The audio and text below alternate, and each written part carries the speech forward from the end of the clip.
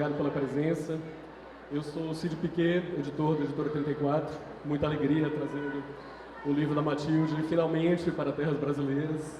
E, enfim, estou aqui só para fazer essa rápida abertura. Agradecer a presença do Miguel do Castilho e da Luciana Marques, que vão conversar com a Matilde.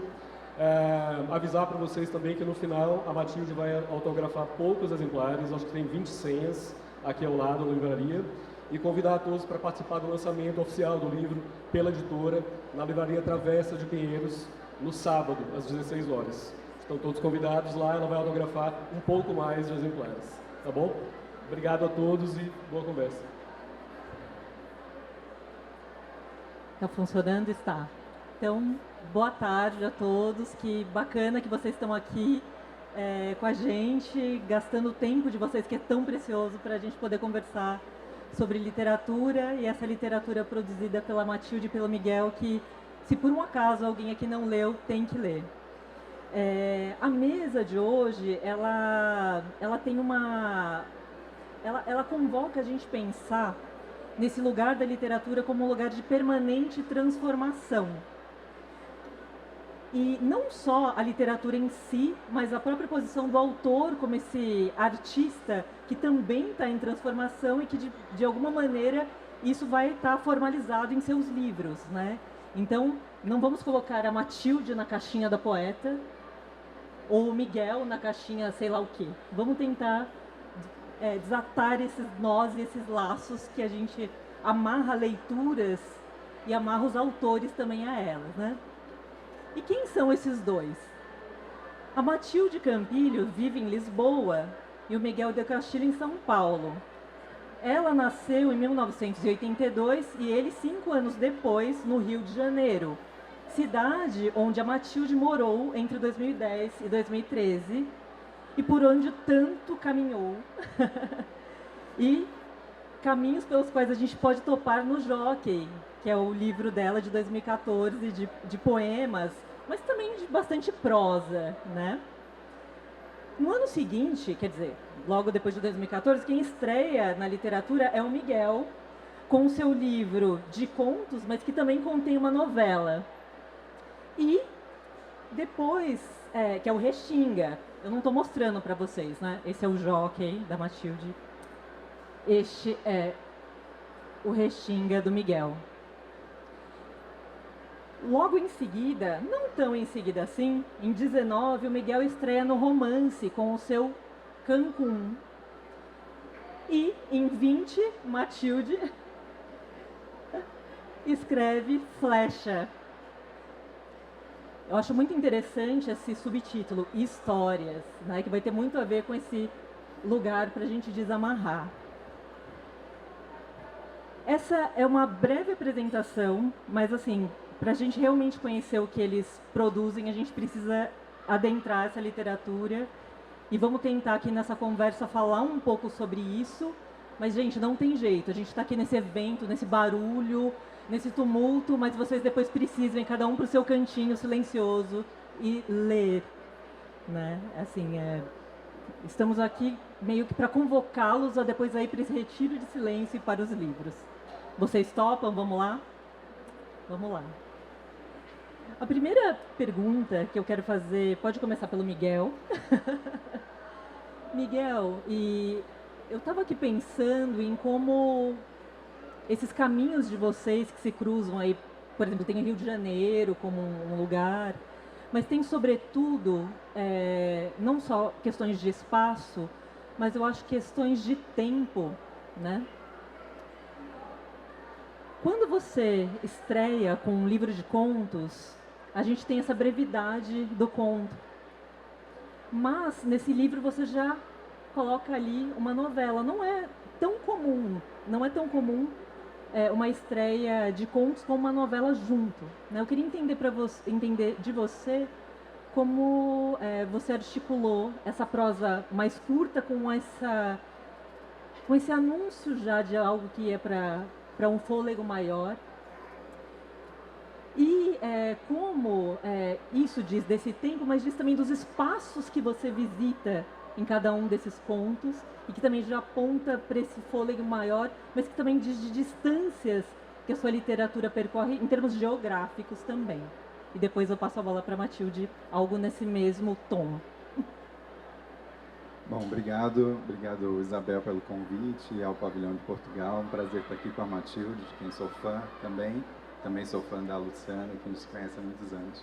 Então, para responder, assim, eu acho que, assim, essa questão do gênero literário, né, do conto, o conto para mim, assim, como foi o primeiro livro e eu não escrevia poesia, eu vi o conto muito como uma forma de experimentação, talvez seja uma forma mais aberta à experimentação, a uma aproximação inicial com as escritas, para mim foi o que funcionou muito. E essa última novela do romance, o Laguna, foi uma provocação do editor, assim, então, que era o André Conte, não sei se ele está por aí. Mas estou falando isso para também exaltar essa figura do editor, que eu acho muito importante. Ele era um conto e o editor então falou, olha, eu acho que essa história, acho que tem muito mais coisa nessa história aqui que você podia tentar descobrir aí. Porque você não volta, tenta trabalhar mais um pouco. Ele falou, não, daria para publicar sim, mas eu acho que você pode estender ela e talvez... E aí eu acabei estendendo demais e acabou virando 10 contos e uma novela. Que nem é uma novela tão grande, né? Poderia ser um conto grande também. Mas acho que tinha muito essa questão da experimentação e de uma aproximação inicial da escrita para mim. Até esses dias estava querendo voltei a escrever contos agora na pandemia, por encomenda, escrevi 2 por encomenda. É uma coisa que eu gosto muito, então não é que também assim, evoluir depois para o romance, não, é uma coisa que a gente transita da forma que as coisas vão surgindo, né? E os espaços no romance, só para responder a tua outra pergunta, são muito importantes para mim. Eu tenho uma formação em arquitetura, então eu lido com a escrita de uma forma muito visual também, assim, né? Até por conta de uma ligação que eu tenho com a fotografia no meu trabalho no Moreira Salles, que a gente depois pode falar mais disso. Mas a questão dos espaços, a presença dos espaços, a maneira como a gente se liga afetivamente a eles, mesmo que sejam espaços estranhos, não aquele espaço que você vai dizer, nossa, que lugar lindo, mas como que a gente empresta afeto para os espaços e como que os afetos se desenvolvem nesses espaços, às vezes improváveis. Então isso para mim interessava muito trabalhar também. Alô? E você, como arquiteto de formação e também editor, né, por isso que você também valoriza muito esse lugar, você costuma inclusive fazer os desenhos desses espaços assim para a escrita? Não, mas eu costumo pesquisar muito visualmente. Assim. Então, por exemplo, quando estava escrevendo o Cancún, que é um romance depois, eu pesquisei muito os espaços daquela cidade, estava interessado na viagem que o protagonista faz. Isso não é o centro do livro, né? Mas estava interessado em narrar esses espaços menos conhecidos e pouco, né, que são, na verdade, onde a população que trabalha naqueles hotéis e tudo mais mora. Então, eu fiz muita pesquisa visual, não só lá no Google Street, mas, enfim...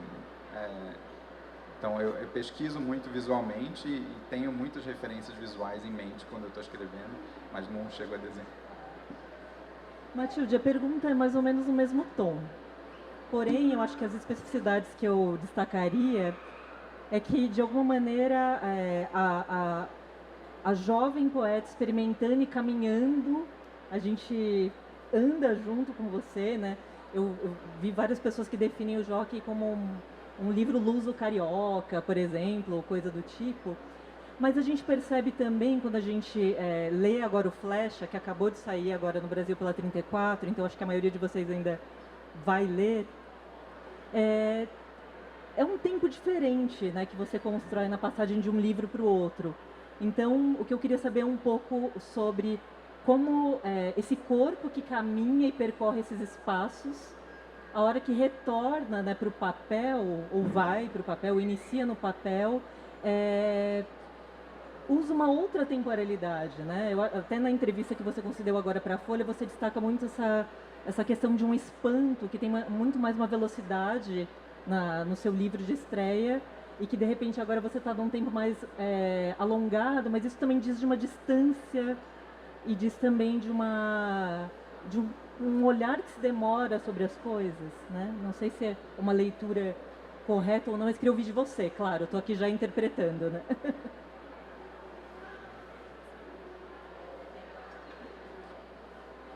Oi. Olá, boa tarde. Passam quase 10 anos de um livro para o outro. Como você bem disse, quando eu escrevi o Jockey eu morava no Rio. É o tal livro Luso-Carioca, que é um livro feito um pouquinho em andamento. Eram poemas que eu escrevia no caminho mesmo, no ônibus, na rua, no boteco, no meio dos amigos. Eu quando fui viver para o Rio de Janeiro, eu tinha 20 e tal anos, tudo era muito uma descoberta. A literatura à qual eu tive acesso quando fui para o Rio era muito diferente da literatura que eu estava acostumada a ler em Portugal, e foi o grande espanto, foi esse, para além dos vários do Rio de Janeiro, para o bem e para o mal. É uma cidade que nos confronta diariamente, mas com a beleza, ficamos por aí agora. A literatura que eu podia ler na minha língua, não só dos autores brasileiros, como muita coisa traduzida, principalmente deste lado da América aqui, que não chegava a Portugal. E, portanto, ao mesmo tempo que eu descobria uma vida nova, pessoas novas, fazia amigos, descobria toda uma outra forma de escrever. E tudo isso se vai refletir, para além da mistura entre os dois portugueses, o português do Brasil e o português de Portugal, é isso que vai cair no Jockey. É isso. Por outro lado, o Jockey, por ser um primeiro livro de poemas, muitas vezes acontece isto. Acontece que eu já escrevi há algum tempo e, portanto, há poemas mais antigos que vão cair ali. A gente faz uma espécie de um almanaque de uma ou duas coisas que já tinha vão... Eu sei que o primeiro poema que eu escrevi que está ali é de 2009. Estamos em 2022. Então, quando eu depois passa isto, eu só morei 2, 3 anos no Rio e voltei para Portugal, e desde então moro em Portugal e passo algum tempo sem escrever, e as minhas leituras mudam muito, para além da vida privada e dos anos a passar e de todas as circunstâncias geográficas e políticas a mudarem muito rapidamente à nossa frente. As leituras vão mudando e vão migrando cada vez mais para a prosa. E o escritor, acho que sabemos todos aqui, é assumidamente contaminado diariamente, não só por tudo o que o rodeia, como pelo que lê. Tanto que muitas vezes, quando se está num processo de um livro, pelo menos comigo acontece isso, há coisas que eu escolho não ler porque sei que vão contaminar aquele meu trabalho e naquele momento eu não quero que aquilo entre. E vice-versa. Há outras que a gente escolhe os caminhos e as vozes que quer que entrem. Eu apanho muito, eu tenho um ouvido muito musical, então eu apanho muito a música das palavras, e isso foi claro, na poesia era muito, muito claro. Aqui foi outra coisa, aqui foi o momento da pausa, foi o momento de olhar, foi o momento de transformar. Eu ainda não estava de todo pronta para passar para a escrita de romance, para a escrita de contos mais longos. E este livro vem muito de uma imaginação fotográfica que já estava muito, isso sim, no Jockey já se notava. Era quase como se eu quisesse fazer cinema, mas como não tinha os meios, tinha só a caneta e era isso que eu fazia. E aqui na Flecha eu assumo isso para mim, assumo as influências muito da fotografia, e isso liga-nos muito a mim e ao Miguel. E decido mesmo fazer pequenas fotografias em prosa num livro. Matilde, agora, nessa sua resposta, a gente pode ficar com uma esperança de que você vai escrever romance também? Eu estou só lendo na entrelinhas do que você respondeu. Não, eu não faço ideia. Eu estou aqui hoje a apresentar um livro que já estava lançado em Portugal em 2020. Depois, o que o Miguel disse é muito valioso, a importância do editor. Eu tenho aqui o meu editor hoje, que fez um caminho comigo nos últimos, até ao limite do livro ir para a gráfica, nos últimos 6 meses, que foi, eu já tinha fechado o livro, o livro já tinha sido lançado, eu já estava a começar um outro trabalho, e quando voltei à Flecha com alguma distância, havia coisas que eu queria que mudassem um bocadinho. Já tinha o nariz afastado da pintura, já conseguia ver de longe, e houve todo um trabalho de limpeza, de colocar algumas coisas, mas principalmente de tirar no texto, e depois ganhou duas partes novas que eu já tinha sempre na cabeça, mas que nunca se resolveram, e aqui com calma, com perspectiva, que é, por ser um livro tão imagético e por ter assumidamente muitas das histórias partem da pintura e da fotografia, eles passam a existir fisicamente exemplos disso. E depois existe uma outra secção de pistas, mas isso já lá vai. Não, vamos conversar um pouquinho mais sobre isso, né? Porque eu acho que vocês que estão aqui na Bienal, acompanhando vários escritores falando, uma pergunta assim que sempre fazem para escritores e que a gente fica sempre muito bitolado nela, são sobre as influências literárias, né? Quem você leu? Até recentemente eu fiz uma mediação com o Jefferson Tenório e o Faleiro, e eu estava justamente falando, poxa, mas na literatura de vocês a gente está vendo game, quadrinhos, TV, e por que a gente insiste na pergunta sobre os escritores, que claro, faz sentido. Mas, por exemplo, vocês dois são autores que a gente lê e fala, caramba, isso faz parte, em termos de literatura, de uma virada iconográfica mesmo, assim, é uma geração que está o tempo, opa, vamos, iconográfica, lutando contra os tambores agora aqui. Então, isso está ali, né? Então, não é só porque, sei lá, o Miguel estudou arquitetura, tem uma questão geracional, nós somos uma geração, né? A gente tem mais ou menos a mesma idade, muito exposta a imagens, mas a questão é como vocês pegam essas imagens e voltam para a palavra, né? Então, Miguel, eu queria saber de você, de alguma maneira você já adiantou isso na pergunta anterior, mas como isso foi um trabalho consciente, assim, de sim, eu estou trabalhando com essas imagens, e qual foi o maior desafio para transformar isso em literatura, sendo que a literatura vai ser um trabalho com palavras, mas que também devolve imagens para o leitor. Mas que imagens são essas? No que elas diferem da imagem original que você pesquisou, por exemplo, no Google, né? Qual seria esse ganho na literatura em favor dessa imagem que não vai ser aqui qualquer um vai lá e dá um Google e encontra? O que você vai encontrar só na literatura, porque só na leitura você acha? Pergunta muito boa e difícil, assim. Vou falar no Restinga, o primeiro livro, eu acho que eu tinha isso mais claramente, porque era como se, assim, de cada conto eu quisesse que emergisse uma imagem, sabe? E os títulos, eles refletem muito isso, assim. Eu sou meio ruim de título, então eu dou sempre uma palavra só no título, pronto.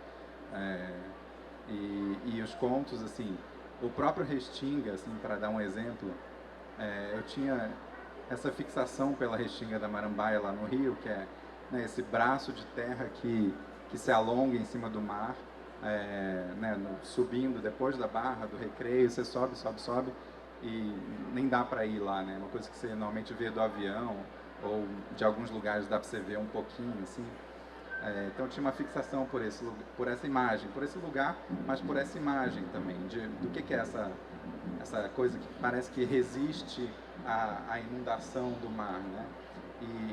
O conto é sobre, né, duas mulheres, uma lá pelos 50 anos e a mãe que está ali periclitante, com a vida periclitante, e eu via muito essas vidas, assim, principalmente a da mãe mais velha, né? Como uma espécie de restinga ali que mal se sustenta, assim, sabe? Então, essa coisa das imagens. Aí, por exemplo, tinha essa imagem do arraial, não só das festas juninas, mas do arraial como algo temporário. E aí tem um conto que se chama Arraial, que é sobre uma pessoa que está vindo de outra cidade para o Rio, e é como se ela habitasse temporariamente sempre ali. Então, de todos esses contos, realmente, isso eu fui percebendo ao escrever, assim, sabe? Não foi uma coisa inicialmente muito consciente, mas eu comecei a ver que tinha umas imagens importantes em cada conto. Então não é a imagem fotográfica, é uma imagem de certa forma subjetiva, é uma imagem que vai sendo construída à medida que você lê, à medida ou que você escreve, né? E que você vai construindo com a palavra, mas que ela é, por isso que eu falo que eu queria que emergisse, ela vai emergindo com a leitura, sabe? Um pouco tem a ver com a Restinga também, que na maré cheia talvez ela esteja mais contida e na maré baixa ela se mostra mais. Então ela vai, essas imagens que vão emergindo, eu acho muito interessante na literatura, assim. E era isso que eu busquei um pouco no Restinga. No Cancún tem um pouco isso mais diluído, assim, ao longo do livro, mas no Restinga é bem claro nos contos como isso aparece.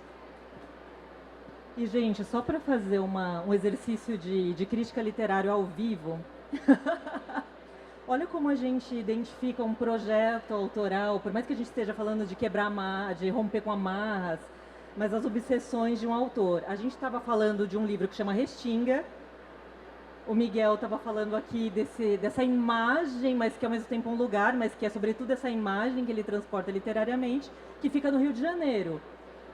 No romance que chama Cancún, olha o que a gente encontra aqui na página 89. Vejam bem. Como reparei antes no Google Maps, enquanto pesquisava sobre a região, essa configuração entre o mar e a lagoa transforma boa parte da zona hoteleira numa compridíssima e estreita faixa de terra, uma espécie de restinga gigante. Portanto, temos já uma imagem aí de obsessão, né, Miguel? Quer dizer, quando você escreve isso, você está fazendo uma intertextualidade com o próprio Miguel? Talvez, são essas coisas que vão habitando o nosso imaginário, assim. Eu gosto dessa ideia do imaginário de uma pessoa, né? Quais são as imagens que meio que povoam, né? Hoje a gente pensa assim, a nuvem de palavras, qual é a nossa nuvem de imagens que povoam a nossa cabeça e que acabam aparecendo na escrita, né? Acho que é um pouco isso, tem um pouco a ver. De repente eu estava lá pesquisando sobre Cancún, isso era eu mesmo, e quando eu vi essa configuração ali da zona hoteleira, eu falei, gente, isso aqui é quase que uma restinga, né? Aparece no Laguna, que é outro, porque essa novela, né, do Restinga, também tem essa imagem de um braço de terra entre o mar e uma laguna atrás, uma lagoa. Maravilha. E Matilde, quando você inclui nessa edição brasileira, essa série de ilustrações, né, você pode contar um pouquinho mais sobre elas, também tem uma explicação de que elas também são um ponto de partida para a imaginação, né? E o Miguel estava falando justamente sobre esse imaginário. Então, o que eu fiquei assim com uma super vontade de te perguntar o quanto essas imagens elas são ponto de partida para algo que você cria nessas descrições, ou se na verdade também tem um repositório memorial de uma construção da sua subjetividade como escritora que você resgata e traz à tona. Então, na verdade, são dois movimentos, né? Uma imagem que dispara uma escrita adiante, mas também um desejo de escrita que resgata imagens que já estão lá desde a infância, porque tem imagens aqui que são, e não só as imagens, mas as pistas também, que são de todos nós, né? Tem um universo em que você fala, poxa, mas isso estava também num livro que eu vi na infância, ou numa imagem que eu vi, assim, e você, citando novamente essa entrevista que você deu na Folha, eu achei muito bonito quando você fala que você quer deixar esse processo o mais aberto possível, e você fala de uma espécie de senso de comunidade, né? Então, imaginei que essa comunidade também tivesse a ver com essa imagem que nós todos compartilhamos, e que não vai precisar um crítico ir lá e descobrir nessa entrelinha é disso que ela está tratando. Não, você vai lá e escancar, é isso aqui. Aqui o livro aparece muito claramente na capa flecha histórias, porque essa coisa da comunidade que você falava e que eu falava há pouco, uma das coisas que sempre nos encantou a todos, imagino, a quem depois seguiu o caminho mais da literatura ou não, mas a maioria de nós fomos criados a histórias nos desenhos animados, as histórias com os brinquedos. Brincar são histórias, as histórias dos nossos avós, as histórias comuns de um país. E vivemos uma época em que muitas vezes se quer apagar isto ou aquilo da memória.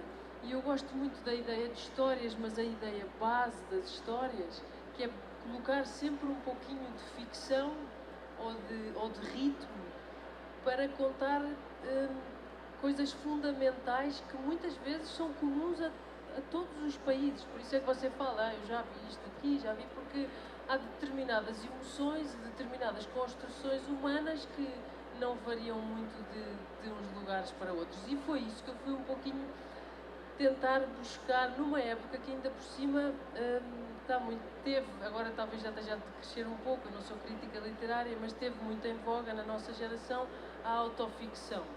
O pegar na minha própria história e contar essa história e escancarar. Até aqui, eu tenho 40 anos, até aqui, esse nunca foi o lado da literatura que me encantou. O que me encantou desde o princípio foi a possibilidade da ficção, que nunca acaba. Dentro de uma mesma história, em português de Portugal, diz-se quem conta um conto acrescenta um ponto. E a minha possibilidade de, sozinha, com um papel e uma caneta, poder criar um mundo e poder partilhar esse mundo com o outro, e o outro inevitavelmente, o leitor inevitavelmente faz o seu, porque a literatura não tem uma cor assumida, não tem um cheiro, não é cinema, afinal. Então, por isso é que tem aquela coisa do ver o filme ou ler o livro primeiro, não é? Que as pessoas geralmente falam, não, eu não quero ver o filme, porque aí já fica uma imagem fixa. E o que eu quis fazer aqui foi contar histórias que pudessem, algumas a partir de histórias existentes, histórias tradicionais, histórias que eu ouvi das minhas avós, outros a partir de uma pintura, de uma fotografia. As fotografias, falávamos há pouco, o Miguel sabe muito de fotografia, há um fotógrafo italiano que eu gosto muito, que é o Luigi Ghiri, que numa paisagem aparentemente simples cria uma ficção. E cada pessoa que olhar para a fotografia vai ver uma coisa diferente. Pode ser um campinho de futebol com a baliza emoldurada ao fundo e cada um vai ver o seu gol. Não é? Cada um... E as imagens do Luigi, por exemplo, foram muito importantes neste livro, que é pegar na imagem que é óbvia para todos e a partir de que ponto é que eu vou pegar para fazer uma ficção nova. E isso para mim foi sempre, e este livro é o culminar disso, e por isso a partir daqui não sei para onde vou, que é uma homenagem numa época complicada como esta, onde sim senhor é necessária a educação, a informação, o não apagar da história clara, mas nunca acabar com a possibilidade da imaginação. O lugar do escritor, a meu ver, e espero que se mantenha pelos séculos dos séculos, é um lugar de liberdade. No seu trabalho e no trabalho que ele oferece, porque o leitor também deve ler em liberdade, pegar naquilo. E quando você fala das pistas, alguém me perguntava, mas as pistas não levam demasiado o leitor para aquele lugar? Não, porque eu não revelo, eu apenas digo, eu peguei nisto, para quem não sabe o que isto é tal, e agora faça a sua história. Porque sim, eu gosto de uma coisa aberta, que pode chegar a várias idades, que pode chegar a várias pessoas que pensam de forma diferente, um lugar de encontro em vez de um lugar de separação. A literatura também existe para esses lugares, para fazer uma fratura. Neste livro não foi isso que eu quis fazer. É muito interessante nessa discussão, porque, na verdade, enfim, só colocando em outras palavras o que vocês estão comentando, sei lá, todo mundo quando lê a Capitu do Machado de Assis, quando você lê, na verdade, cada um de nós vai ter a sua própria Capitu dentro da cabeça. Se amanhã, sei lá, a Anitta for interpretar a Capitu no cinema, você já cristaliza aquela imagem como a daquela atriz, né, ou cantora funk, interpretando a Capitu. E, Matilde, você comentou agora sobre essa questão da autoficção. Eu queria jogar para o Miguel e depois voltar para você, que eu acho que isso é uma... Já que a gente tentou unir pontos de contato entre vocês dois, também tem as grandes diferenças, né? O Miguel trabalha com ficção, é ficção o que ele faz. No entanto, dá para perceber, né, sobretudo no livro de formação, muito de um pé autobiográfico. Tanto que eu não estou inventando aqui, você acabou de cometer um ato falho. Era o personagem que estava procurando no Google, daí você, não, porque eu estava procurando no Google, né? Mas, na verdade, é um pouco isso, assim, não é difícil de ler os seus livros e imaginar o testemunho, a proximidade máxima que você tem com o conteúdo do que você trabalha na sua ficção, mas, claro, o exercício ficcional também, né? Então, digamos que a gente identifica uma proximidade, como se a sua câmera se voltasse para fora, já que você está procurando essas paisagens, essas imagens, mas também se volta para uma interioridade que pode coincidir, você que vai me responder, com o Miguel que está aqui com a gente, né? Então, eu sinto essa proximidade, por mais que você às vezes dá uma distância, mesmo não sendo autoficção. Enfim, diga você. Não, é que eu acho, assim, também essa coisa dos rótulos, né? Já que a gente está falando aqui para não colocar rótulo, eu acho que tudo que a gente escreve, talvez Matilde concorde, a gente se alimenta de coisas que a gente viveu, de coisas que a gente ouviu e de coisas que a gente quis inventar porque são histórias que nos ocorreram, entendeu? E nos meus livros tem muito isso, das duas coisas. De fato, pode ser que em muitas partes do Cancún tenham coisas com algum fundo biográfico, mas é porque é isso, a gente que escreve, a gente pega essas coisas que a gente ouve e que a gente vive e acaba reprocessando e retransformando. A história da literatura também tem muito essa coisa que a Matilde falou, de que quem conta, como é que é? Acrescenta um ponto, né? Eu acho que tem muito isso, em tudo que a gente escreve, porque é uma forma, o reconto também é esse exercício de olhar para si, de olhar para o outro. Por isso que eu acho que, pegando o que você falou, né, do cinema, da Capitu no cinema, se for a Anitta, você falou, né, que foi interpretar, a gente vai ficar com essa imagem. Eu acho que a literatura é algo que se presta muito ao exercício da empatia por causa disso também, porque ela não fixa as imagens, as imagens podem emergir, mas o leitor vai trazer também. Então, você entrar em contato com algo que você nunca viveu, ou então você se identificar com um personagem que é uma pessoa que você não conhece, de um autor que você não conhece. E acho que esse poder da literatura é muito forte, isso acontece em qualquer tipo de literatura, seja em histórias menores, seja num romance, que é algo que acho que é muito próprio da literatura. Não que não exista, né, a possibilidade da empatia nas outras artes, mas acho que a literatura, por essa característica, assim, conectando com a coisa da imagem que a gente estava falando antes, eu acho que ela se presta muito a isso. Matilde, e no Flash a gente percebe esse olhar de quem está criando mesmo numa certa... É quase como se você estivesse o tempo todo numa posição voyeur, né? A gente não... Esse eu não aparece. Esse eu que olha, ele descreve, e é esse outro que vai estar sempre aparecendo, né?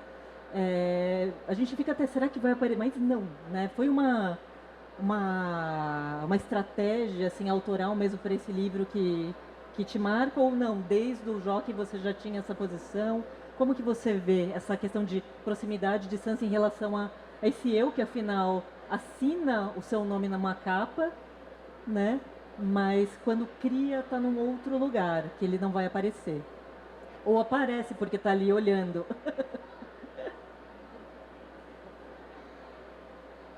Bom, eu nunca me separo de mim, obviamente, não é? Quando eu estou a escrever, nenhum autor se separa de si próprio. Mas foi uma decisão. Este era um livro de observação. Este era um livro com os binóculos, olhar pela janela e espreitar para várias janelas que não a minha. Esta era uma decisão. Obviamente, entra sempre a experiência, entra sempre a leitura. Eu não me abandono. Tudo o que eu li está ali, tudo o que eu observei. Mas não há nenhum texto na primeira pessoa. Todos os textos estão escritos no presente do indicativo. São momentos que estão a acontecer fora de mim e que eu estou a observar. Eu tenho uma alegria imensa quando faço o que faço, tirando quando não tenho, quando estou à bulha, à luta, mas porque estas personagens surgem, e realmente surgem, e ficam ali, é como se eu estivesse a pintar, Eu estou a observar o que é que a pessoa está a fazer e depois fica aquele desenho no papel. Eu não sei desenhar, eu não sei fazer cinema e esta foi a maneira de passar as imagens que eu via para o papel. Então, eu estou lá com a minha mão, com a minha cabeça e o meu pensamento, mas é assumidamente um livro de observação.